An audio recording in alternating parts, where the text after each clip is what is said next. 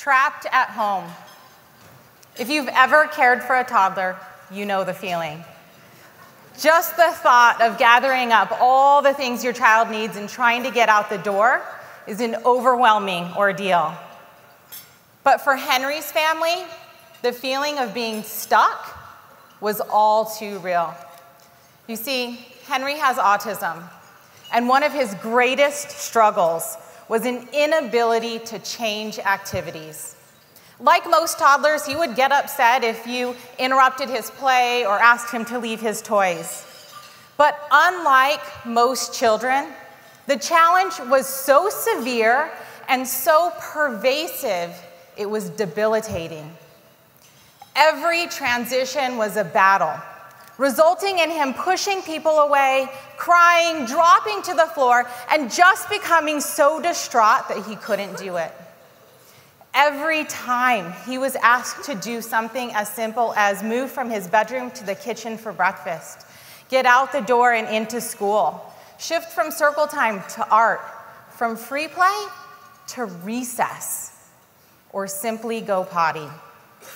At school, this meant hours of crying instead of playing with friends. And at home, this meant his family couldn't go anywhere because it was just too hard to get out of the house and just as hard to get back home.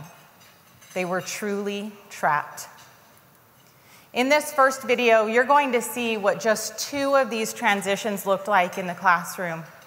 First, you'll see his response to a request to come to the table, followed by a second transition to change his diaper. And while you watch, I want you to notice that his reaction to these simple tasks is immediate and intense, and even pose a risk to his safety. Let's watch.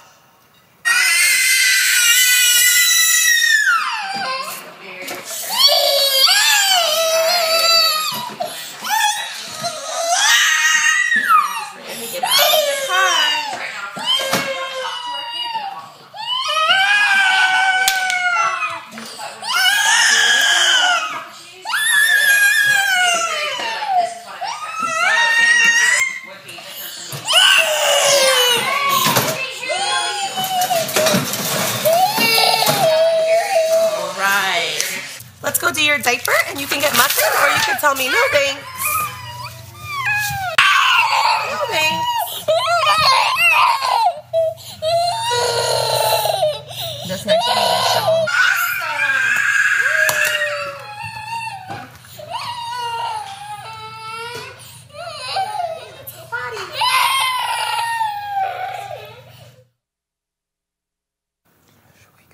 When I watch that video and I think about the number of times a day those events replayed over and over again, I can't imagine what it was like for his family. And I can see how a first thought at intervention might focus on compliance training, teaching him how to change activities and transition when asked. And there are a lot of benefits to teaching compliance.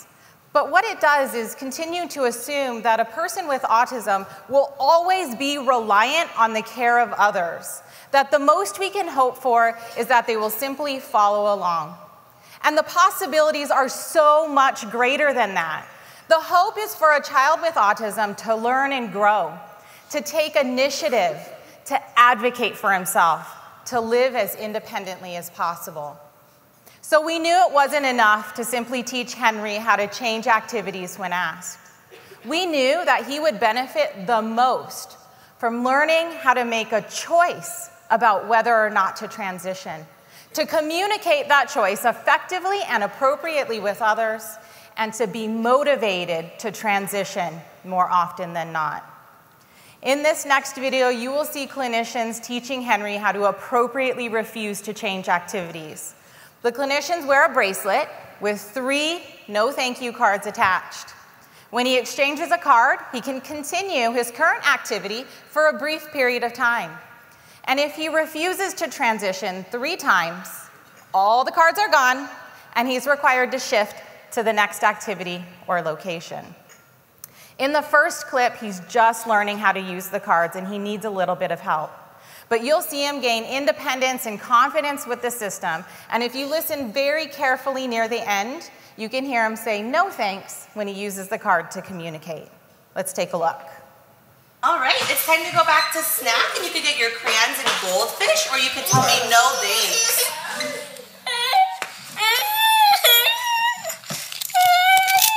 No thanks, you're not ready to go back. No problem. Let's go back to the table. Oh, all right, no thanks. That's cool. Hey, Henry, it's time to go inside. Look, I have Flarp and Brain. Hey, girl, we're gonna watch. No thanks.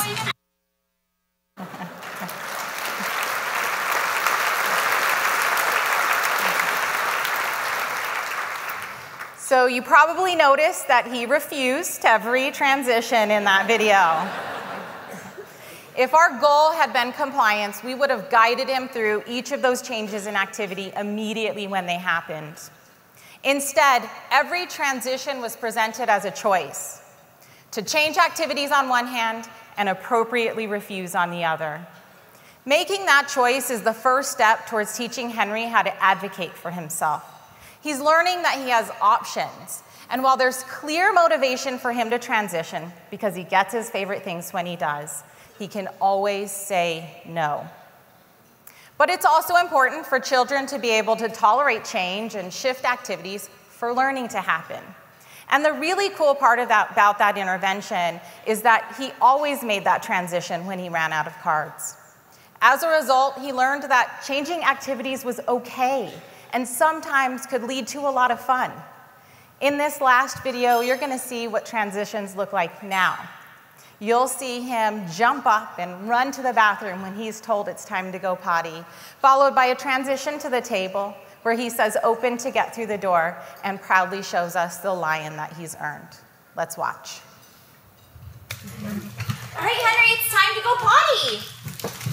Go, go, go, go, go, go, go, go. Go, go, go, go. All right, let's go play with cars. And look, I have your cool bin of reinforcers. All right, what's the magic password? Justin. Open. Okay, come on over. And look, you came over so nicely. There's a car and a lion. All right, Miss Millie, your car, you can just truck. Love it. Ollie B, you can come over too. Love it.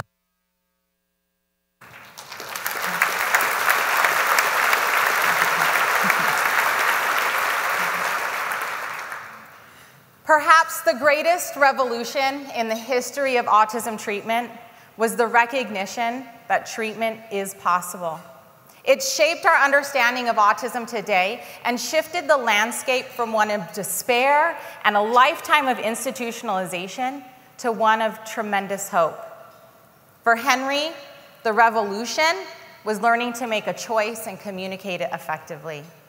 Now he's fully participating in the classroom. He's playing and making friends, and he's even learned how to use the potty independently, something we couldn't even consider teaching him when transitions were still so hard. But more importantly, Henry and his family can leave the house, opening up the world of possibilities. Thank you.